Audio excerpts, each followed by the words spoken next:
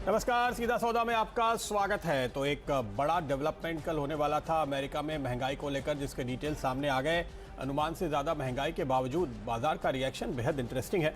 तो नीरज का व्यू आप यहाँ पे सुन ही रहे हैं। उसके ऊपर नीरज, ये मुझे बहुत ही इंटरेस्टिंग बात लगी कि कल हम कह रहे थे सारे इक्विटी मार्केट दुनिया भर के महंगाई को लेकर चिंतित हैं, और वो आंकड़े उम्मीद से ज़्यादा आए। 4.7 की जगह 5 आए, और उसके बाद आप देखिए वहाँ पे बॉन्ड यील्ड जो है वो 1.45 के नीचे 1.4 की तरफ फिसल गई। और डॉलर देखिए, पिछले 24 घंटे में डॉलर इंडेक्स जो 90 के आसपास था वो भी 90 के नीचे आ गया है। तो ये तो नॉर्मली इक्विटी के लिए, इमर्जिंग मार्केट्स के लिए तो बहुत ही अच्छा सिग्नल माना जाएगा ये दोनों ही। प्रदीप, क्या होता है नहीं, जिस पक्ष में आप होते हैं ना उस पक्ष के तर्क गढ़ते हैं आप, और उसी हिसाब से आप अपनी स्ट्रेटजी बनाते हैं। अब इन्फ्लेशन में चूंकि बुल मार्केट चल रहा है और कल बढ़ के आया, तो उसके अंदर के इंटरनल्स लोगों ने देखे और ये कह रहे हैं लोगों का कि उस नंबर के अंदर अगर आप देखेंगे तो कहाँ कहाँ सबसे ज़्यादा इन्फ्लेशन बढ़ा है। यूज्ड कार की कीमतें बहुत बढ़ी हैं, जो रेंटल कार्स हैं उनके चार्जेस बहुत बढ़ गए हैं, लेबर शॉर्टेज इसलिए थोड़ी सी लेबर चार्जेस बढ़ी हुई हैं, और ये स्थायी नहीं है। ये धीरे धीरे जैसे जाएगा तो ये इक्विलिब्रियम में आएगा, एस्टेब्लिश करेगा अपने आप को, क्योंकि इकॉनमी जब ओपन अप हो रही है एकदम से तो पेंट अप डिमांड आ रही है, इसलिए लोग बहुत ज़्यादा ट्रेवल कर रहे हैं। अब देखिए, अगर आप तेज़ी की तरफ बढ़ रहे हैं तो आपको ये लग रहा है कि ये जो है पूरा जो नंबर्स जिसकी वजह से इन्फ्लेशन इतना ज़्यादा आया है ये धीरे धीरे एडजस्ट होगा, इसलिए इसको ट्रांजिटरी बोलना है कि ये बहुत दिनों तक सस्टेन नहीं करेगा। और फेड इस बात को लेकर बहुत चिंतित नहीं है, तो अपनी कमेंट्री में वो नहीं कहेगा कि इन्फ्लेशन की बहुत चिंता है इसलिए मैं ये कदम उठा रहा हूँ। तो इसलिए बाजार खुश है, और ये फैक्ट भी है क्योंकि नंबर्स में दिखाई दे रहा है। तो इसलिए मार्केट ने अपने लॉजिक ढूंढे हैं, इसीलिए कल मार्केट बहुत तेज़ खुले, ऊपर गए। लेकिन ये ध्यान रखना चाहिए कि डाउ डेज लो पे जाके बंद हुआ है, तो डर तो है ही लोगों को कि नेक्स्ट वीक पता नहीं क्या होगा, फेड की दिमाग में क्या चल रहा है। हालांकि मैं यहाँ दो चीज़ें बताऊँ प्रदीप, जो बॉन्ड बाइंग उनकी चल रही वो ऑलरेडी टेपर्ड है, 120 बिलियन नहीं हो रहा है, अब 80-90 के बीच में हो रहा है। तो अगर मान लो कोई ऑफिशियली बोल देते हैं तो वो डिस्काउंटेड है। इन्फ्लेशन को लेकर फेड कोई हार्श कमेंट्री करेगा ये भी बिल्कुल नहीं लगता है, इसलिए बुल्स के बिल्कुल परवान चढ़ रहे हैं और उनको नहीं लगता कि बाजार में कोई दिक्कत होगी और तेज़ी आएगी। हाँ, क्रूड में ज़रूर ध्यान रखिएगा क्योंकि ओपन अप है, पेंट अप है, तो क्रूड में लगातार तेज़ी आपको देखने को मिलेगी, इसलिए वो 72 के ऊपर सस्टेन भी कर रहा है। ये जरूर एक हमारे लिए चिंता की बात है, लेकिन तेज़ी के बाजार में जब ग्रोथ की वजह से क्रूड बढ़ता है तो बाजार कम चिंतित होता है, जब सप्लाई शॉर्टेज की वजह से बढ़ता है तो बाजार को ज़्यादा चिंता होती है। तो फिलहाल तो देखिए तेज़ी का रुख है, तो सारे के सारे तेज़ी वाले आइडियाज़ ही मेरे सामने आ रहे हैं। तो चलिए शुरुआत करते हैं, और सबसे पहले देखिए बहुत ही ज़बरदस्त बारिश हो रही है, और ऑफिस आते आते एक्चुअली गाड़ी के आगे कुछ दिख नहीं रहा था, ऐसी हालत थी। और बारिश के मॉनसून का स्वागत करते हुए मॉनसून की थीम पे 3 स्टॉक लिए हैं, तो तीनों में पहले आपको एक साथ बताता हूँ। रैलिस इंडिया के साथ शुरुआत करेंगे। रैलिस इंडिया ने मुश्किल वक्त में अच्छे नतीजे पेश किए हैं, और आप जानते हैं कि टाटा ग्रुप की कंपनी है। इस स्टॉक पे अगर आप देखेंगे तो मुझे लगता है इस समय काफ़ी अच्छा मौका बनता हुआ नज़र आ रहा है। एक री रेटिंग हो रही है, बाद में बाजार खुलने के बाद अपने टेक्निकल एनालिस्ट की राय लेंगे तो आप देख पाएंगे कि यहाँ पे एक ब्रेकआउट भी होता हुआ दिख रहा है। लेकिन ध्यान रखिए, एग्रीकल्चर और इससे जुड़े हुए प्रोडक्ट्स के ऊपर खास तौर पे नज़र आपको लगातार रखनी होगी, क्योंकि इस सेगमेंट में हम ये देख रहे हैं कि हमारी जो इन्फ्लेशन का झटका लगता है वो इस सेगमेंट में ज़्यादा लग रहा है, फूड इन्फ्लेशन का। आपने देखा हाल ही में सरकार ने फर्टिलाइजर सब्सिडी बढ़ा दी ताकि फूड प्रोडक्शन पे बिल्कुल कोई असर ना हो। और ये टाटा ग्रुप कंपनी बहुत ही डाइवर्सिफाइड पोर्टफोलियो रखती है इस सेगमेंट में, और यही वजह है कि इतने शानदार नतीजे आपको सामने आते हुए लगातार क्वार्टर ऑन क्वार्टर दिखते हैं। वीएसटी टिलर्स पे नजर डालिए, इसके नतीजे कल नहीं आए हैं, पहले आए थे, लेकिन जब आप एस्कॉर्ट्स पे दबाव देख रहे हैं और वीएसटी के नतीजों में जबरदस्त उछाल देख रहे हैं, करीब करीब इसने अपना टर्नओवर साल दर साल डबल करके दिखाया, तो ये बहुत ही इंटरेस्टिंग बात कही जाएगी। और ये स्टॉक नतीजों के बाद थोड़ा कंसोलिडेट हो चुका है, तो अब रिस्क रिवॉर्ड रेशियो आपको ज़्यादा बेहतर देखने को मिल रहा है। और जैसे जैसे अब ओपनिंग अप होगा उसके साथ आप देखेंगे कि इन कंपनियों की डिमांड आपको बढ़ती हुई नजर आएगी। जो थोड़े वक्त से सुस्ता रहे थे वहाँ पे फिर से आपको जोश आता हुआ दिखाई देगा, और ये तो सुस्ता नहीं रहा था, महिंद्रा और एस्कॉर्ट्स जैसे लीडर ज़्यादा सुस्ताते हुए नजर आए हैं हमें। इसलिए वीएसटी टिलर्स पर आपको आज मेरा ख्याल है कि 2200 के ऊपर के टारगेट भी दिख सकते हैं। तीसरा स्टॉक जो मेरी नज़र में है वो है काफ़ी दिग्गज बेयर क्रॉप साइंसेज, और यहाँ पर भी आपके लिए खरीदारी की राय बन रही है।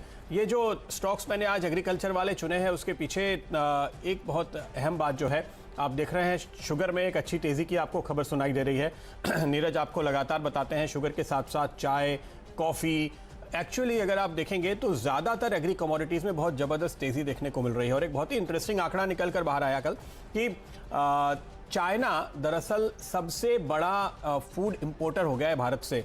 तो ये जिस तरीके से खरीदारी वहाँ से आ रही है उसके चलते आपको हमारे देश में भी एग्री प्रोडक्ट से दाम में कोई गिरावट दिखने वाली नहीं है।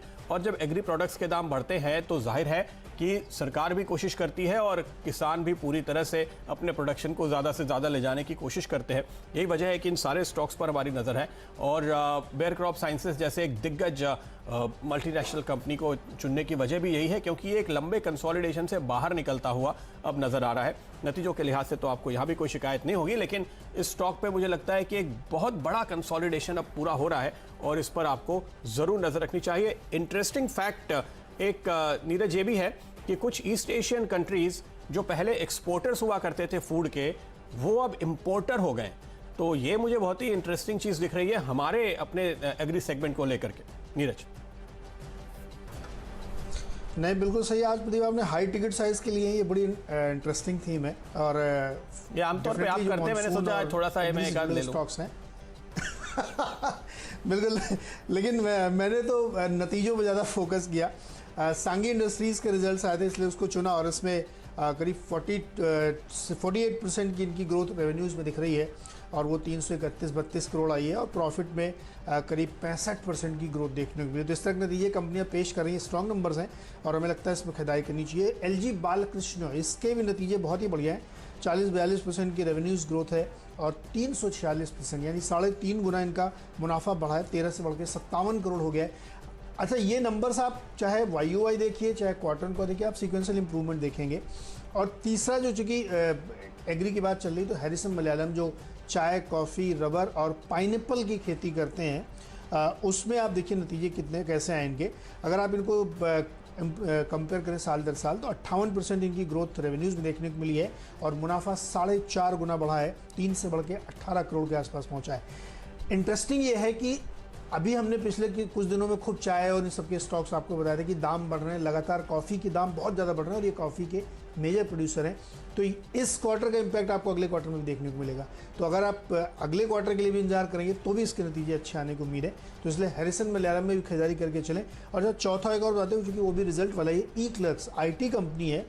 इन्होंने बड़े इंटरेस्टिंग दिए, मतलब बहुत कम कंपनीज हैं जो IT में इतना बढ़िया परफॉर्मेंस दिए। 78% ग्रोथ है प्रॉफिट में, 98 करोड़ पहली बार इन्होंने क्वार्टरली प्रॉफिट यहाँ पे दिखाया है और आमदनी में 30% की ग्रोथ है जो कि 450-500 करोड़ के आसपास पहुँचती दिख रही है। कंपनी की कमेंट्री बहुत इंटरेस्टिंग है। वो उनका ये मानना है कि जिस सेगमेंट में ये प्ले करते हैं वहाँ पे बहुत ज़्यादा ग्रोथ अपॉर्चुनिटीज़ हैं फॉरेन में और ये हमको लगता है कि वहाँ से अचीव कर पाएंगे। तो ये 4 कंपनी रिजल्ट के आधार पर प्रदीप में खरीदारी की सलाह है। बिल्कुल। तो अगला स्टॉक जिस पे मेरी नज़र है वो है स्पेंसर रिटेल। और आपको याद होगा मंगलवार को हमने CESC वेंचर जो अब RPSG वेंचर हो गया है उसकी बात की थी। देखिए मंगलवार को तो चला लेकिन बुधवार को और कल गुरुवार को तो इसने कमाल ही कर दिया। तो अब इसी ग्रुप से स्पेंसर रिटेल पर हमारी नज़र होगी और यहाँ पर भी अनलॉक की थीम बहुत स्ट्रांगली प्ले आउट होती हुई नज़र आ रही है। चूँकि इसने अभी कैचअप करना बाकी है इसलिए हमें लगता है कि यहाँ पर आपको बेहतर मौके मिलेंगे। कहने की ज़रूरत नहीं है, काफ़ी मार्की दिग्गज HNI इन्वेस्टर्स इस कंपनी में इन्वेस्टेड हैं और ये स्टॉक उनको फेथ है तो जाहिर है कि आप इसकी स्टोरी पे भरोसा रखेंगे। अगला स्टॉक है GE T&D और बिल्कुल रिजल्ट्स पे मेरी भी नज़र थी और ये नतीजा मुझे काफ़ी शानदार नज़र आया। पिछले कुछ दिनों से आप देखिए पावर इक्विपमेंट शेयरों में ज़बरदस्त तेज़ी चल ही रही है। REC PFC जैसे स्टॉक ऐसी रफ्तार दिखा रहे हैं जो बहुत रेयर होती है और ये कंपनी आप देखेंगे 650 करोड़ के मुकाबले 900 करोड़ का मुनाफा इसने पेश किया और ग्रॉस लेवल पे, ऑपरेटिंग लेवल पे जहां लॉस चल रहे थे वहां पर ये प्रॉफिट में आती हुई नजर आई है। और पावर सेक्टर में ऐसा लग रहा है आप देखिए एक नई साइकिल फिलहाल शुरू होती हुई दिखाई दे रही है और यही वजह है कि इस सेक्टर की जबरदस्त री रेटिंग हो रही है। तो ऐसे में ये एक फंडामेंटली बेहतरीन स्टॉक जहां पर आपकी नज़र ज़रूर होनी चाहिए। तो ये मेरी टीम के 5 स्टॉक्स पूरे हो चुके हैं। नीरज? हाँ, 5वां स्टॉक प्रदीप मेरी टीम में है कॉस्मो फिल्म्स। जनरली तो ये कंपनी पैकेजिंग की कंपनी मानी जाती है लेकिन इन्होंने FMCG में एंट्री ली है। इनकी एक स्पेशलिटी केमिकल कंपनी 100% सब्सिडरी है जिसके जरिए इन्होंने एक डिसइंफेक्टेंट बनाया है जो आपके कपड़ों को डिसइंफेक्ट करेगा। अभी तक आप सरफेस इन सब में करते थे लेकिन वो इनका जो केमिकल है जो फेब्रिटाइज़र नाम इन्होंने दिया है कि आप अपने कपड़ों के ऊपर उसको स्प्रे करेंगे तो उससे जो बैक्टीरियल वायरल इन्फेक्शन है वो ख़त्म होगा। इवन इनका ये दावा है कि 7 दिन तक अगर आप आयरन भी करेंगे तब भी उसका असर नहीं जाएगा। तो ये एक एंट्री इन्होंने ली है, वो तमाम ऑनलाइन प्लेटफॉर्म पे अवेलेबल है। तो इस डाइवर्सिफिकेशन और इस समय जो माहौल चल रहा है डिसइंफेक्शन वाले मार्केट का, डिसइंफेक्टेंट्स का, वो बड़ा इंटरेस्टिंग लगा। तो इसलिए इसमें खरीदारी की सलाह होगी। 40-50 रुपये ऊपर के टारगेट लेते हुए इसमें लॉन्ग पोजीशन बना सकते हैं। प्रदीप, अब डिपेंडेबल की बारी। बिल्कुल, तो आइए नजर डालते हैं मेरे डिपेंडेबल स्टॉक पे। और मेरी टीम का डिपेंडेबल स्टॉक है मयूर यूनिकोटर्स। और ये डिपेंडेबल इसलिए है क्योंकि मुझे अच्छी तरह याद है, मैंने भी कई बार इस स्टॉक की पहले चर्चा की है और नीरज भी कई बार इसको अपनी टीम में ले चुके हैं। तो जब दोनों कप्तानों को इस स्टॉक पे इतना पहले से ही ध्यान रहा है, नज़र रही है, तो जाहिर है कि आपके लिए डिपेंडेबल साबित होगा। लेकिन इसने हमारे भरोसे को पूरा किया है, इसलिए आज ये डिपेंडेबल हो रहा है। देखिए कितने शानदार नतीजे आए। 140 करोड़ के सेल्स के सामने 190 करोड़ की सेल आ गई। ऑपरेटिंग प्रॉफिट 36 करोड़ था, वो बढ़कर के 55-56 करोड़ हो गया। नेट प्रॉफिट 27 करोड़ से बढ़ के 40 करोड़ हो गया। इनफैक्ट नीरज में इसके नतीजे देख रहा था तो ये ऑल टाइम बेस्ट क्वार्टर मुझे दिखाई देता है। पिछले करीब 12-15 क्वार्टर्स के नतीजे मैंने खंगाले, इतने बेहतरीन रिजल्ट इसने इसके पहले नहीं दिए हैं। जैसे कि हम जानते हैं एक किस्म की ऑटो एंसिलरी कंपनी आप इसको कह सकते हैं मोटे तौर पे, जो स्पेशलाइज्ड टेक्सटाइल फैब्रिक बनाते हैं, मोटे तौर पे उनका इस्तेमाल ऑटो में होता है। और जाहिर है कि दूसरे डाइवर्सिफाइड सोर्सेज यहाँ पे दिखाई देंगे आपको मयूर यूनिकोटर्स के। लेकिन ये स्टॉक जिस तरह का परफॉर्मेंस इतने मुश्किल दौर में दिखा रहा है, उसको देखते हुए ये बिल्कुल मिस्टर डिपेंडेबल बनता है। अगर आप पूरा साल दर साल का भी नज़रिया लें तो ये बहुत ही इंटरेस्टिंग होगा कि इसकी सेल्स में, इसके मार्जिन में, इसके मुनाफे में कोई फ़र्क नहीं है। इनफैक्ट पूरे वित्त वर्ष 2021 में जो कोविड की वजह से सारी कंपनियां परेशान थी, इसका मुनाफा 81 करोड़ से बढ़ के 89 करोड़ हुआ, तो बढ़ाई है। इसलिए ये होगा मिस्टर डिपेंडेबल। और आज के लिए हमने 550 के इंडिकेटिव टारगेट रखे हैं। नीरज। प्रदीप, यूनिकोटर की एक खास बात ये सिर्फ ऑटो एंसिलरी नहीं है, ये सीटिंग में जहाँ पे भी आर्टिफिशियल लेदर लगता है, चाहे वो रेलवे के लिए हो, पब्लिक ट्रांसपोर्ट में हो, होम फर्निशिंग में हो, सब जगह इनका वो आर्टिफिशियल लेदर काम करता है। तो इसलिए इनका जो ऑरा है काफ़ी बड़ा हो चुका है। तो ये कैप्टन चॉइस हो गया। मेरा डिपेंडेबल स्टॉक है टाइड वाटर जी, टाइड वाटर ऑयल, जो कि बहुत ही इलिक्विड कंपनी थी, लेकिन कल इन्होंने 2-3 बड़ा ऐलान किया, उसकी वजह से उनको चुना है। एक तो कंपनी ने स्टॉक स्प्लिट किया है, 11,000 रुपये के आसपास का स्टॉक है, इसको इन्होंने स्प्लिट किया है। 5 रुपये की बजाय अब 2 रुपये की फेस वैल्यू पे होगा। बोनस इन्होंने किया है, पोस्ट स्प्लिट 1:1 का बोनस भी किया है और 200 रुपये पर शेयर का डिविडेंड भी दिया है। तो इतने सारे ट्रिगर दिए हैं यहाँ पे कि अब थोड़ी लिक्विडिटी बढ़ेगी, क्योंकि बहुत छोटी इक्विटी का शेयर है ये, इसीलिए इसमें तेज़ी आपको देखने को मिलती थी। लेकिन अब ये लिक्विडिटी बढ़ेगी तो शायद लोगों का इंटरेस्ट भी बढ़ेगा। और आज ये 3-4 ट्रिगर, इसलिए मुझे लगता है इसमें लॉन्ग पोजीशन बना सकते हैं। 11,450 का टारगेट होना चाहिए, चूँकि सर्किट अभी 5% का है। छोटा सा ब्रेक से लौट के आके आपको बताएंगे फ्री हिट और पिंच हिटर्स।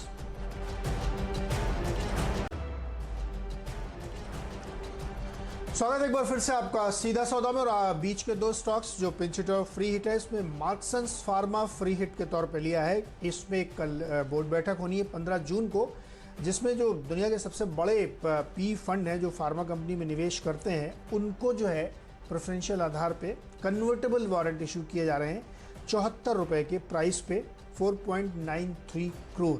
और प्रमोटर खुद यानी मार्क सल्दना भी अपने लिए शेयर ले रहे हैं। तो हमें लगता है कि ये इस खबर से बहुत तेज़ी बनेगी और इस कंपनी का पूरा टर्न अराउंड हो रहा है, क्योंकि जिस फंड के द्वारा इसमें पैसे लगाए जा रहे हैं वो दुनिया की सबसे बड़ी फंड है पी, जो मेडिकल फर्म्स में, फार्मा कंपनीज में लगाती है। सुवेन फार्मा एक और स्टॉक रख लीजिए। 2G नाम की 2D नाम की जो एक दवा बनी है कोविड से निपटने के लिए, जिसको ICMR और तमाम संस्थानों ने मिलकर किया है, उसने इनको ये लाइसेंसिंग दी है कि वो इस दवा का प्रोडक्शन करेंगे।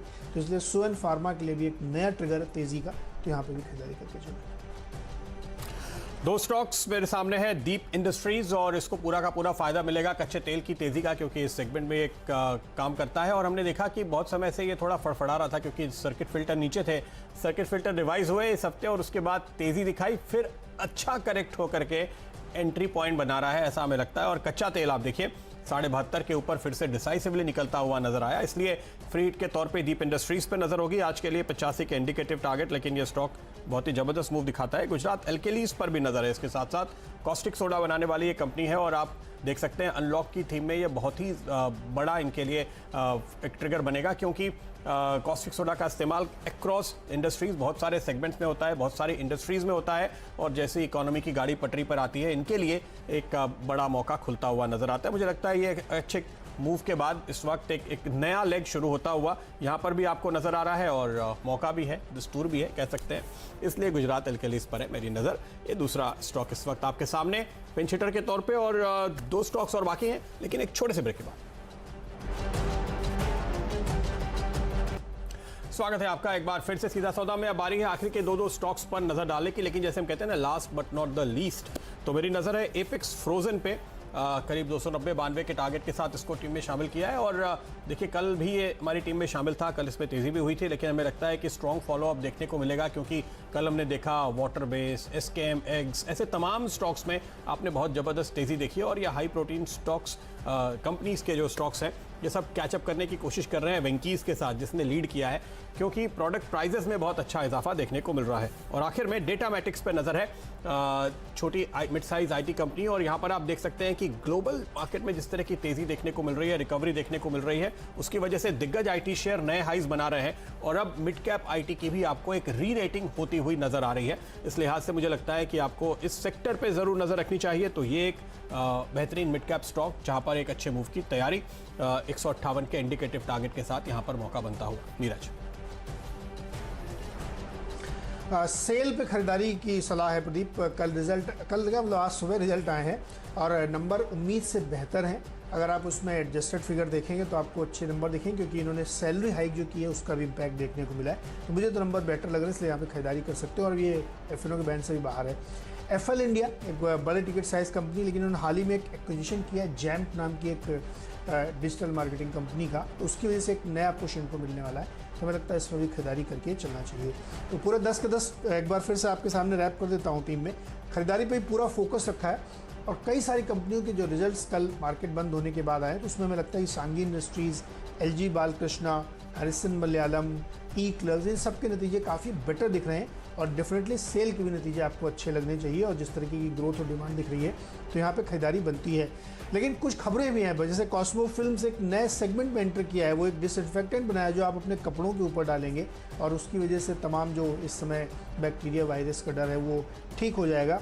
डिपेंडेबल के तौर पे टाइड वाटर ऑयल है जिसमें स्प्लिट भी है, बोनस भी है और 200 रुपये का डिविडेंड भी है, यहाँ खरीदारी कर सकते हैं। मार्क्सन्स फार्मा के दिन बदलने वाले हैं क्योंकि इसमें बहुत बड़े पी फंड ने एंट्री ली है और प्रमोटर ने खुद को भी करेंट प्राइस से 12% ऊपर के प्राइस पे वारंट दिया है। तो हमें लगता है आप तेज़ी बन सकती है। सुवेन फार्मा में भी खबर है, इनको जो 2D नाम की दवा है कोविड के लिए उसको बनाने का लाइसेंस ICMR की तरफ से मिला है, तो यहाँ पे खरीदारी करके चल सकते हैं। ओके और केमिकल्स पे काफ़ी फोकस नज़र आता है यहाँ पर दोनों ही टीम का। मेरी टीम में भी आप देखिए Rallis India Tata group company के साथ शुरुआत हुई है और दरअसल मॉनसून की थीम है एग्री सेक्टर के लिए काम आने वाले स्टॉक्स पर नजर है और दिग्गज शेयर हैं रैलिस इंडिया, VST टिलर्स और Bayer crop sciences. VST Tiller पे खास तौर पे इसलिए नज़र क्योंकि जब M&M और एस्कॉट जैसे दिग्गजों में थकावट नजर आ रही है इसका परफॉर्मेंस बेहतरीन है। स्पेंसर रिटेल अनलॉक की थीम पे एक शानदार मूवमेंट यहाँ पर बनने की शुरुआत और GT&D पावर सेक्टर की, पावर और पावर इक्विपमेंट्स की जबरदस्त री रेटिंग चल रही है, उसमें यह अगला स्टॉक फिलहाल मुझे नजर आ रहा है। लेकिन नतीजे बेहद शानदार आए हैं कल ही इसके, तो जाहिर है कि उसकी वजह से आप तेजी देखेंगे और नतीजों का फायदा मिलेगा मयूर यूनिकोटर्स को भी, जहां पर आपने अब तक का बेहतरीन क्वार्टर देखा है इनके लिए। दीप इंडस्ट्रीज, क्योंकि कच्चे तेल के दामों में जिस तरह से इजाफा हो रहा है तो उस सेगमेंट से जुड़ी हुई सारी कंपनीज पे आपकी नज़र होनी चाहिए। गुजरात एल्केलीज कॉस्टिक सोडा के सेगमेंट की लीडिंग कंपनी और अनलॉक के साथ साथ कई सेक्टर से तेजी से डिमांड आती हुई और प्राइस अप्रिसिएशन का मौका। एपेक्स फ्रोजन टीम में बरकरार है क्योंकि हाई प्रोटीन डाइट वाले स्टॉक्स में आप जबरदस्त रीडेटिंग देख रहे हैं, चाहे वो वेंकीज हो, चाहे वो SKMX जैसे स्टॉक हो, और इसके साथ साथ नजर है डेटामेटिक्स पे क्योंकि IT आपको लीड करता हुआ नजर आ रहा है। तो एक मिड कैप IT स्टॉक्स के साथ टीम कंप्लीट की है।